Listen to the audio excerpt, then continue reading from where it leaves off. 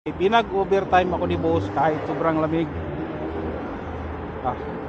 Nakiusap naman siya kasi bagong model tong GPS at ibebenta na raw next week. Kailangan nang makarecord sa satellite kahit sobrang lamig. Akala ko nga hindi magpapa-overtime yun dahil sobrang lamig ngayon dito. Eto, nakiusap naman siya at marami akong set up. Ibang klaseng GPS to, bagong model. Yan. At set up ko muna ito mga kabayan. Na-set up ko na yung GPS. Ayan. Ibang klase to. Maraming kinakabit. Ayan.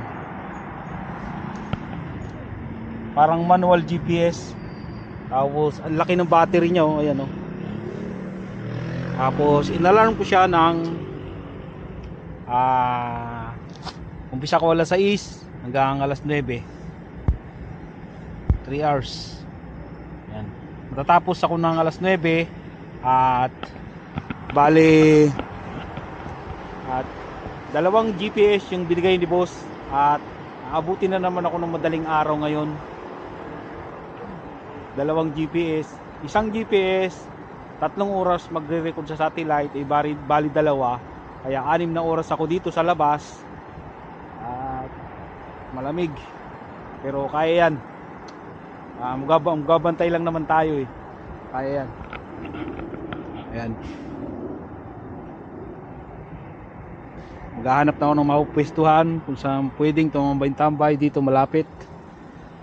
At okay lang naman na malamig, basta wag lang hahangin ng malakas kasi nadodoble yung lamig. Ilawan natin para makita. Ayan, laki ng battery. Ang bigat niyan. Ayan, nag-blink na, nagre-record na yung satellite.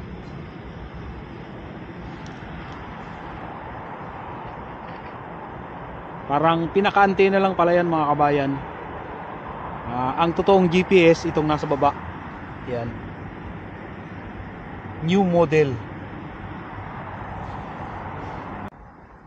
Meron nga palang nagtanong na isang kababayan natin na kung aalokin daw ba ako ni boss ng Sadyang Nim na ituloy ko pa yung pagtatrabaho dito sa South Korea pag natapos yung kontrata ko.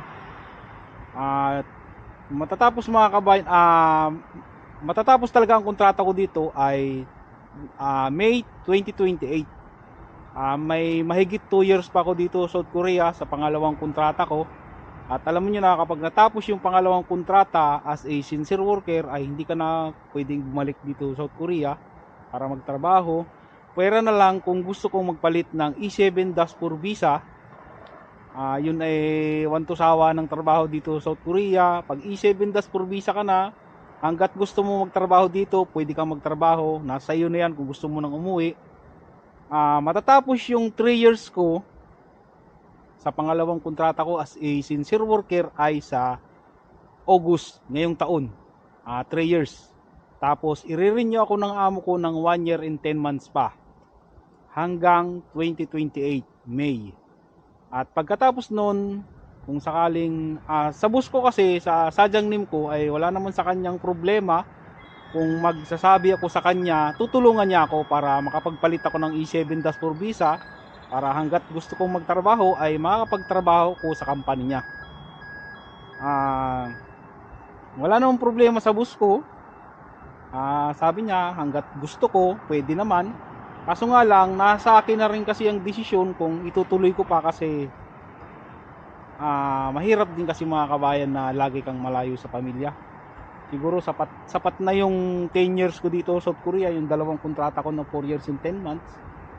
Sapat na yun para sa akin. Pero mahirap magsalita ng tapos. Malalaman yan pag yung malapit na yung matapos yung kontrata ko. Kapag inalok ako ni boss na ituloy ko pa yung pagtatrabaho sa company niya, siguro pag-iisipan ko. Pero ang gusto ko talaga ay umuwi na. Dahil may ipon na naman may plano na rin ako pag uwi ko sa Pilipinas na negosyo. Hindi naman kumbaga yung negosyo kong naisip ay magpapatayo ako ng paupahan kasi may nabili na akong lote, malaki-laki rin naman yun. kahit siguro mga ilang kwarto para paupahan kahit papaano. Pag uwi sa Pinas ay may income pa rin kahit papaano. Basta malalaman ko to pag malapit nang matapos yung kontrata ko.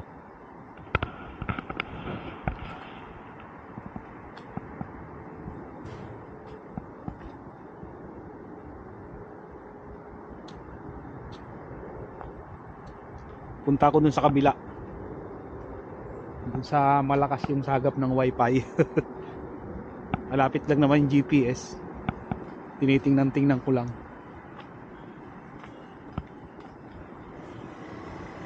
Dito tayo, nandun lang naman yung GPS eh, tanaw ko naman siya.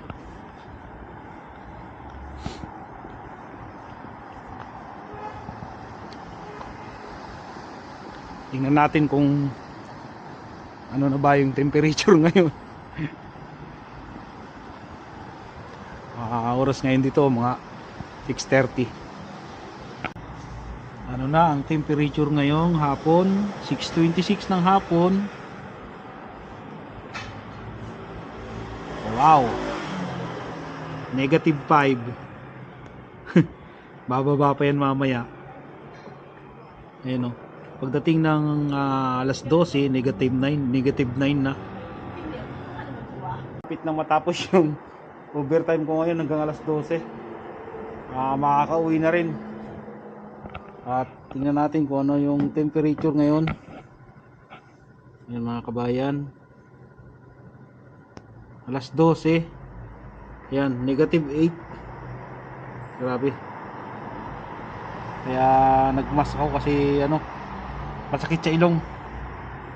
-8 na pagdating ng yan, alas 4, alas 5, alas 2, -9. Okay. At pupuntahan ko na yung GPS, i-off ko na para makauwi na ng bahay. Yun, nag-alarm na yung cellphone ko at i-off ko na itong GPS.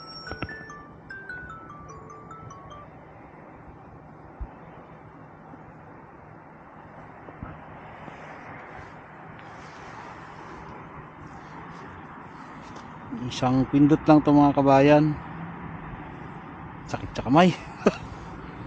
Grabe.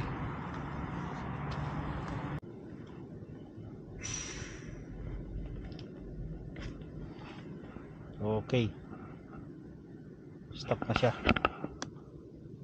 Tanggalin ko na tong cable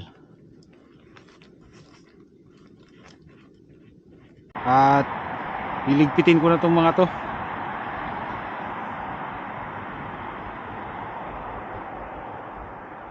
Pauwi na ako mga kabayan. At ang kinita ko ngayon sa loob ng pagtatrabaho ko ngayong araw na to, simula kaninang umaga, pasok ko ng 8:30 to 5:30, 80,000 won. Katumbas yun sa pera natin, nasa 3,000 mahigit, 3,200. Tapos ang kinita ko ngayon sa overtime ay 90,000 won kasi 6 na oras. Ang sa pera natin ay 3,600. Bali ang kinita ko ngayon sa isang araw lang na to ay nasa 6,800 pesos. Laki, di ba? Grabe. Isang araw parang ano na yun sa Pilipinas. Mga kulang-kulang 2 linggo mo ng pagtatrabaho na yun sa Pilipinas. Kaya sulit na sulit talaga dito sa South Korea. Ito nga lang ang mahirap dito pag malamig. Ayun, uwi na ako ng bahay. Wala na halos sasakyan na dumadaan kasi alas 12 na mahigit ng madaling araw.